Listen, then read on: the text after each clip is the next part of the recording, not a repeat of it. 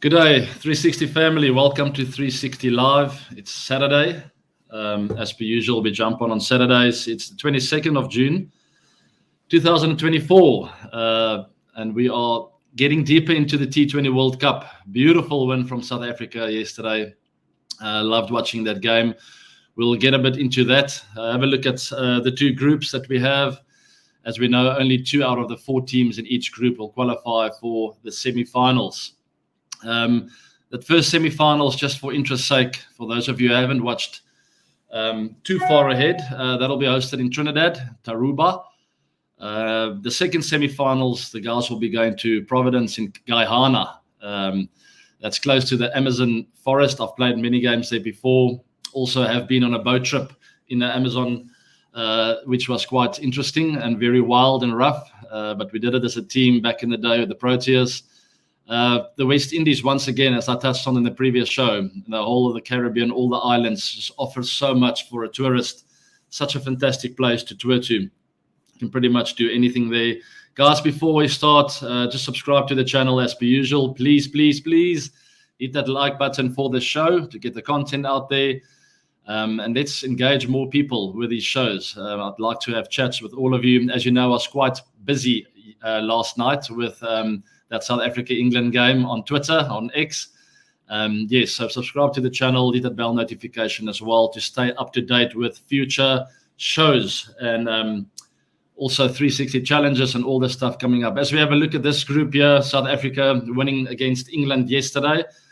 West Indies in second spot there, haven't lost to the England. And then also the USA haven't had a win yet. And there's chances of an upset, as I called for, is getting slimmer. There's the scorecard on the right, guys. South Africa, England. South Africa posting 163. I think SA in those middle overs were quite slow to adapt to the wicket getting slower. I think they were expecting it to stay really flat and good throughout the 40 overs, which it didn't. It was good in the power play for both teams. And then usually in the West Indies, it's a pretty steady trend that it does get a bit slower. This game was played at St. Lucia, so I played there in 2007. I don't have fond memories of playing there. Against Australia, we got knocked out of the World Cup in that semi-finals, and I very clearly remember the wicket being really slow. Sean Tate was flying through the air in those first 10 overs, but it still felt slow off the wicket. And I was watching this game and thinking exactly the same thing. Guys just needed to apply themselves a bit better in those middle overs from a South African point of view and also English point of view. I thought it was a fantastic game of cricket to watch, very technical, tactical, and I called for the fielders having to be aware in the field because that's usually where you win these kinds of games, something special in the field. And it doesn't always have to be a run out or a catch, but just an awareness of building pressure through dot balls, getting a hand on really important deliveries or balls to stop a 4 and to make it a 1 or a 2. That really builds the pressure on the opposition and makes you feel like you're not really progressing. You're not moving in any direction. You're not getting momentum. So Quinton de Kock, top scorer there, played fantastically well and then lost a little bit momentum as the wicket got slower and not being prepared to adapt, or maybe a bit slow to adapt. We just need to absorb a touch, then again, make sure the scoreboard ticks over. But unfortunately, Quinny still forced the situation and unfortunately got out there. We lost momentum badly then. Really taking a while, 5 to 6 overs to realize, hold on, this wicket is actually harder now. It's not still flat as it was in those first 6 overs. And then in walked the man, David Miller, played the situation to perfection, waited for the opportunity in the 15th, 16th over before he pulled the trigger and got a few big ones away. Crucially for South Africa, he did manage to find those boundaries, getting us a really competitive total. I thought 160 and higher will be a good score. And then let's mention and give credit to England. I mean, I think they were fantastic in the outfield. Josh Buttler behind the stumps as captain, superhuman with that run out of Heinrich Klaasen, which was a huge blow for South Africa. I think that took 180 away for us. Otherwise, that was on the cards and that would have been a winning score from the outset. But unfortunately, that run out coming at a very bad time for SA. But Josh Buttler just simply outstanding. And I mentioned on X, I felt that England saved between 20 and 30 runs in the field and that South Africa we're going to have to do the same kind of thing in the field, specifically in the field, because it's not one of those wickets where you just nick guys off and they're 30 for 3. And it's one of those wickets where you have to, as a team, create that pressure to ultimately get wickets. And I love watching cricket like that, because the scores are still relatively high. I mean, it's still very watchable. It's still entertaining. You still have your David Millers hitting sixes, but you also have the other side of the game where you need to absorb the pressure and apply it at the right times. You need to be smart out there. And I felt both teams with ball in hand were really smart. In that second innings, I had a semi-heart attack here at home. Sweaty palms, as I said, as I felt South Africa were succumbing to the pressure at the back end there. We saw Bartman not bowling a very good over, not really using the deck. And Dale Steyn, as commentator, were talking about that. Why don't you use the wicket? You need to have options. You can't just go on a slow wicket and decide you're going to try and bowl 6 Yorkers. You put too much pressure on yourself, one. And secondly, you let the batter know exactly what's coming. So it's a bit one-dimensional there. Luckily, just after that, South Africa realized, hold on, you know what, let's go to what's been working the whole day. What is that? On the slower wicket with the older ball, let's use the wicket. Hard into the wicket, cutters outside the arc of the batters. And I thought we did that fantastically well. Nortje in that final over, a little bit naughty again, fast balls on the pads, not sticking to what's been working, but then ultimately getting that breakthrough of Harry Brook with a fantastic catch. And I called for that, something special in the field, guys, under pressure, standing at mid-off, having to run back with the sun out there over your head. It didn't look like a huge magical catch, but the situation required Aidan Markram to make sure they, in order for South Africa to win that game. So fantastic fight, and just at the right time, as I mentioned on X once again, just at the right time, South Africa clicking and getting through. A very important win. But mentioning that, very important win, yes, but South Africa's situation is very, very interesting. They've now won 6 games in a row in this World Cup, and it seems like that game against the West Indies is going to be like a quarterfinals for them. It feels almost unfair that they can't afford to lose a game, where other teams all have had a slip up here or there, but they managed to go through. And all of a sudden, because of that net run rate of the West Indies, I can't see South Africa catching up on that one. And I can't see the West Indies losing that bad. Well, sorry, that's the one game they have left. Apologies. So the long and the short is, it looks like a knockout game for South Africa. It is what it is.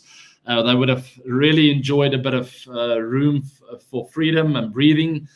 That's not going to be the case. It seems like it's going to be a quarterfinals for them. And at the end of the day, I think if you told the Proteas team at the start of the tournament, you will have a chance to play in a sort of a quarterfinal knockout game against the West Indies to go through to the semi-finals of the World Cup, they would have taken it. So put all of that aside, forget about what's happened in the past, hit that reset button and put all your focus on this knockout game against the West Indies. It's going to be very interesting to watch whether there will be team changes for South Africa or not. A lot of people felt like Shamsi should have played in that last game. Wickets sort of taking a bit of turn, getting really slow in the back end. But that's the situation for SA, and we'll see how they cope moving forward. All right, let's move on to a couple of questions. Should Ryan Rickleton come in place of Reza Hendricks? Possibly. That is an in-house call. It's difficult to sit on the side. On the side, you look at stats and you just go, yes, that's what we're going to do. But the coaches and the captain and the team will have a feel for what's happening. And I think Reza will also be a kind of guy that will possibly go up to the coach. If he is in that kind of mental state where he'll say, listen, coach, I think it'll be better for the team if I sit out. Give this guy a go. He's been hitting the ball well in the nets. Or Reza will tell the coach, you know what, I'm not telling you to stick with me, but I still feel good and I'm close to breaking through. So that'll be in our school. Very tough to say from the side. All we do from the side is look at the stats and the numbers. And of course, Reza hasn't had the best World Cup. But then you have to remember what he's capable of. If he does get going, he is a wonderful partner for someone like a Quinton de Kock. It really frees him up. If Reza can just do that, run a ball at the start and start accelerating a little bit towards the middle back end of that power play, really sets Quinny up to be aggressive up front. Hasn't happened, so let's see what they come up with. Very difficult to change a team when you've won 6 games in a row. So that's the other thing to think about. Sometimes the team carries a few individuals, and rightfully so. If you're being successful, like I was part of a Proteas team between 2008 and 2013, the test team, Lots of guys were out of form. Even I came in and out of form, but the team carried the individuals that were struggling at times. And I think we might just see a similar case here for the Proteas, where they'll stick with this winning team, possibly tweaking an extra spinner, maybe not. We'll see, because they do have the Markram option and Stubbs to bowl to the left-hander, specifically of the West Indies. I think of a Pooran, who's in great form. He's been one of the impact players of this tournament.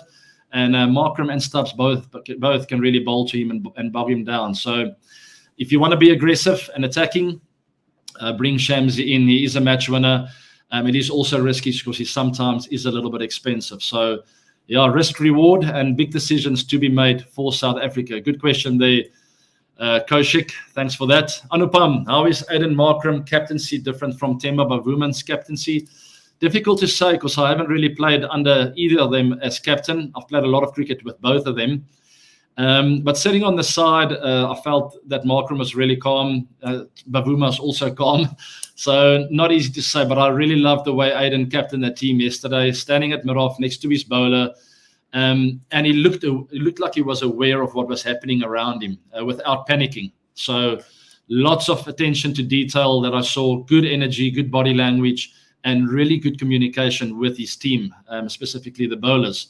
I liked the game plans. As I mentioned earlier, felt South Africa was a little bit slow to wake up to the fact that the wicket was sticking and the ball was sticking in the wicket, and the grippers were the balls to go to. And even at the death overs, you got to have your stock delivery in mind. What's been working the whole day?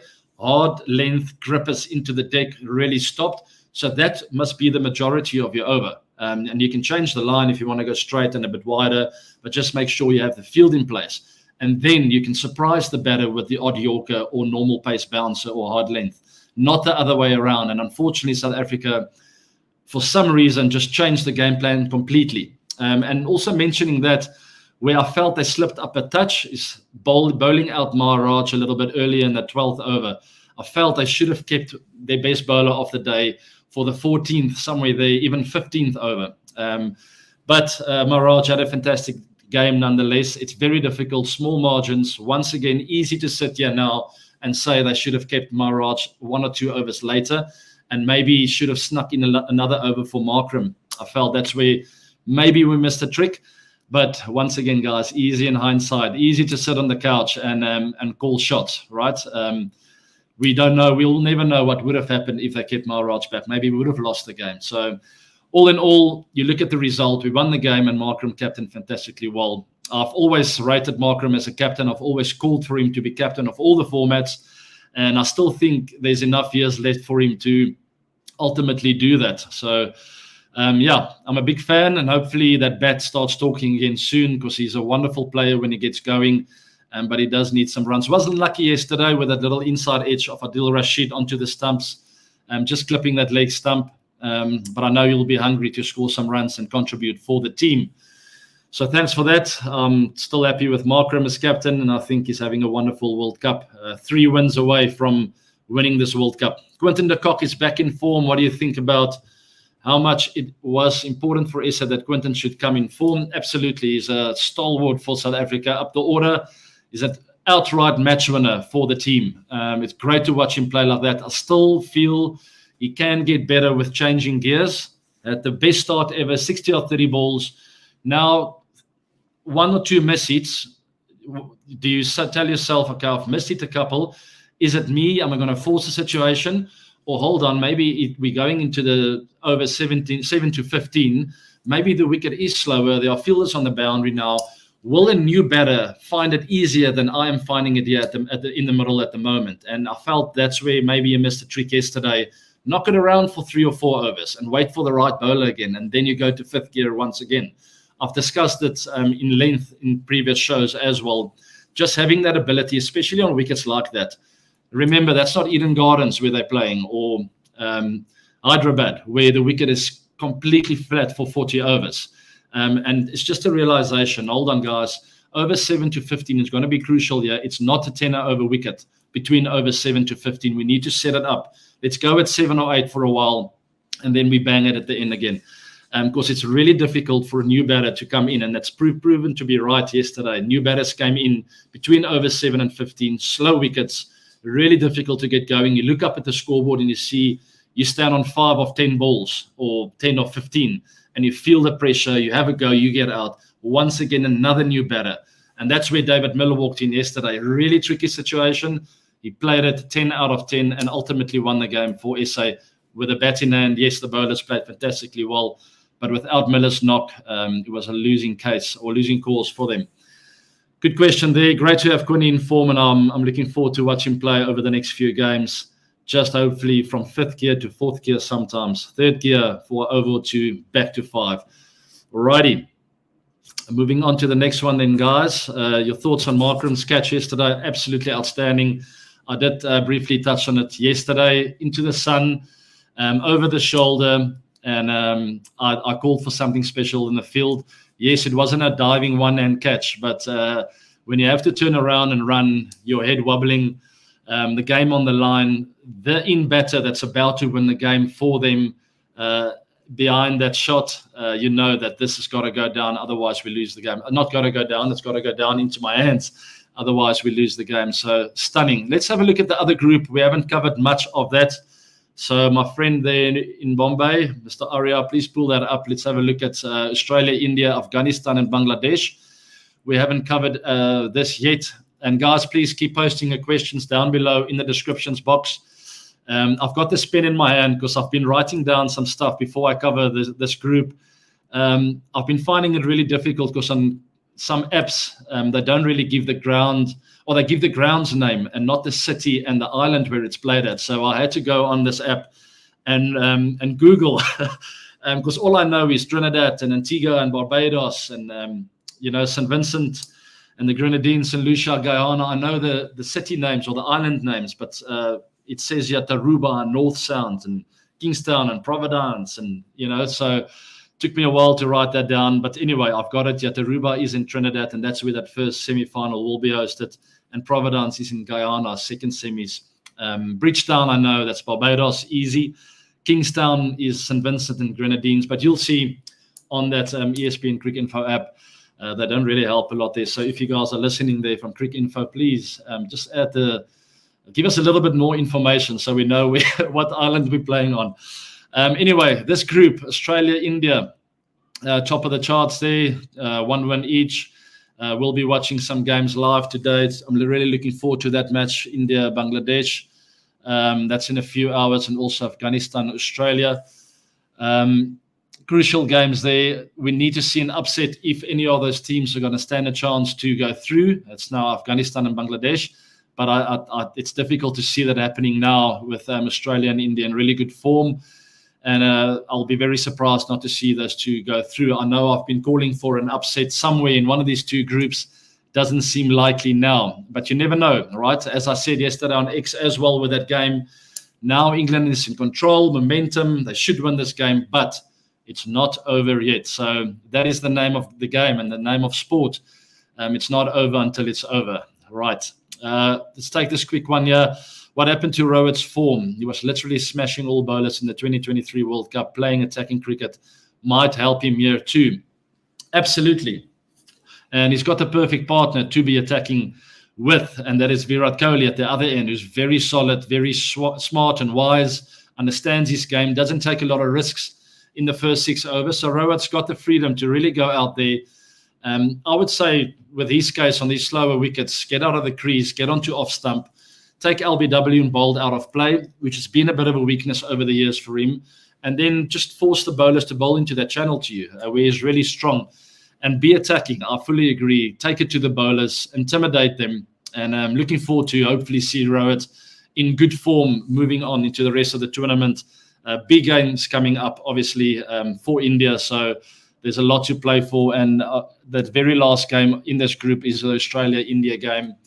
Hopefully for them, it won't be a knockout for one of them, but we'll see. We'll find out very soon over the next 2 days as we see England, India and Bangladesh playing today, and also Afghanistan and Australia. I think that's only tomorrow, if I'm not mistaken, or maybe it's the second game tonight. It says 6 a.m., but I'm not going to stay up for that one, guys. I'm afraid to say it's 6 a.m. South African time. Not easy to stay up for that. In other news, sporting news, South Africa, the Springboks will be playing Wales today. That starts at 3 p.m. my time. I've invited a few friends over. And then also my blood is blue as well. The Pretoria rugby team is called the Blue Bulls. So they are playing in the URC final today at Loftus Rugby Stadium. So we'll be watching that 6 p.m. tonight. It's a big sport day. And then also India playing 8 p.m. tonight. So after that, I'm literally just going to watch TV the whole day. Not very healthy, but it's okay. I've been out already today. It's okay. I went to watch my boy play soccer. They lost, unfortunately. The younger one had a really good game, scored 3 goals. That is John. And unfortunately, AB Junior not having, he had a pretty decent game. I think he ran well with the ball, but unfortunately, they let go of a couple of goals. And then it's also Euros 2024 football. Last night's game, the Netherlands playing France. Bit of a boring game, but I love watching sport in general. So I hope all of you enjoy that too. AB, I want to see more drawings from your son. I will encourage him to draw a few more things. There are some drawings somewhere here, but I'm not going to stand up now and waste your time. I'll have a look at that. Nice profile pic there, man. Good one. Like that. What else, guys? A couple more questions, and then we're going to keep it short today. Hello, sir. Big Punka. If I'm not mistaken, Punka is actually the fan in the roof, like a fan. So a bit of a play on words there. Thank you. I'll take it. Maybe I'm a fan and you're a fan of cricket. I'll take that. According to you, which 2 teams from Group B will play the semi-finals? I don't think we're going to see surprises moving forward. But I do feel in the other group, India, Australia to go through, and the South Africa, West Indies, England group, and with the USA, I think we're going to see South Africa and England go through there, which will be sad because I would want to see the West Indies there. But I've got to back my team to beat the Windies, and that is going to be a quarterfinal. So England, being in a really good place, knowing what they need to do to go through. Where for South African Windies, it looks like they might be playing a quarterfinals. But I feel South Africa, England to go through there. Right, a couple more, guys. Remember to post your questions, also subscribe, and hit that bell notification and like the show. AB, what conclusions do you take out from this wonderful tournament? Firstly, I think the wickets in the US, not great, but it was fantastic to see some cricket there. I was worried that the people of America will look at this game and go like, no, man, it's boring. There's no sixes. There's no entertainment. It's slow. Lots of plain misses. The guys trying to hit it through the covers, and it's a little inside edge to mid-wicket. But at the end of the day, I think there were some really, really cool and competitive games. The bowlers won the game. And hopefully the Americans enjoyed it. The people of the USA looked at this sport and felt like, you know what, there's a great future for cricket in the States. That's what we want to see. And I think that was the idea with those games there. If he does go back there one day, maybe spend a bit more time making sure those wickets are absolutely spot on. We want to see games like we're seeing in the Caribbean. Yes, the bowlers are still in play, but when a batter gets on top, he hits good sixes and fours and he dominates the game until he gets out. That's what you want to see, a good battle between bat and ball, where I felt it was tilted too much in the bowlers' favor. And not what I didn't like about that, it wasn't tilted in the bowlers' favor through skill. It was just the wicket being slow and a little bit up and down at times. I don't mind wickets swinging, seaming, nipping around. You have slips in place, and then it flattens out a bit and the batters come back. But this was a little bit unnatural and too much assistance for not doing much. Where with a swinging wicket, the bowler needs to have skill. He needs to start it on leg stump, let it leave the bat, go to the second slip and nick the batter off, or set him up for that and swing it back in and hit him on the pads. That's what you want to see. You want to see bowlers get wickets through skill. And I didn't see enough of that in the States. So hopefully they'll improve that over the years. Righty, thanks for that good question. It was great to see cricket there. That's the conclusion. Fantastic. I think it's done the game a world of good. We want to see cricket as a global game played everywhere in all the nations, and we want to see more nations join this beautiful game of cricket. Alrighty, and more nations competing in World Cups in the future. India versus Bangladesh. Who will win today, AB? Big fan of Kohli. Thank you very much for that as well. India, Bangladesh, I've got to go with India. They're just too strong from 1 to 11. There's no weakness there. They cover all bases. Fantastic batting, control up front, some really big impact players who can clear the boundary. They can play setting totals. They can also play under pressure with a bat in hand. And then an all-around bowling attack. They cover all departments with spin, taking the ball in, away, mystery, X-factor. And then that seam attack is absolutely fantastic. Also, Hardik Pandya solving a lot of problems with the ball in hand because he's an out-and-out all-rounder. Jadu's there is an out-and-out all-rounder. Boom, boom, boom, Bumrah, right? What a match winner he is. All-round fantastic team. It's not impossible for Bangladesh to beat India. We've seen that before, but it's highly unlikely in today's game. I think India will be just too good. Hopefully, it will be a good game and a competitive game and close. And then you never know what will happen. Righty, guys, one more question, and I'm going to sign off today. It's almost 12:30 in SA. I've got to get the fire going, get some meat on that braai, as we call it here, and make sure the TV screens are on for my friends to watch the games. I've got a little TV in my bar area and also a bigger one, and we'll have 2 games going at the same time, cricket on, rugby on, we have the football on. We'll try and watch everything at the same time. Last one, but not the least, Daniel Garth. Hey, AB, hope all is well. Have you seen this young South African boy going viral on social media for his cricketing skills? No, I haven't. Do you have a name for me? Maybe we'll cover that in the next show, I think, guys. But there are lots of skilled and talented cricketers in South Africa, lots of fantastic rugby players. We love sport in South Africa, very outdoorsy South Africans we are. I'm wearing a scarf because it's quite cold today, but if I could show you, the sun's out. There's not a breath of wind in the air, so it's just absolutely perfect in the middle of the day to go out in the middle of winter and go and play sports and be active, and obviously through summer as well. We're very privileged with our weather here in SA. It's summer right throughout the year, particularly in Pretoria, where I live. Guys, that brings me to the end. Thank you very much for joining me. It's all about the T20 World Cup right now. I'm very much looking forward to the rest of the games. I feel it's really heating up. I locked my dog in here, so he's going crazy. I'm going to have to open up the door for him. He loves sitting with me, but I think he needs to go and spend a bit of time in the garden. So he's very much telling me that right now. Follow me in socials here, Instagram, X, Facebook. Also subscribe to this channel for lots more content coming up in the near future. Have a wonderful weekend. Go enjoy sports. Be kind to one another. And what I always tell my boys when I drop them off at school, always be nice. That's the theme for the weekend. Have a fantastic weekend, guys. Goodbye now.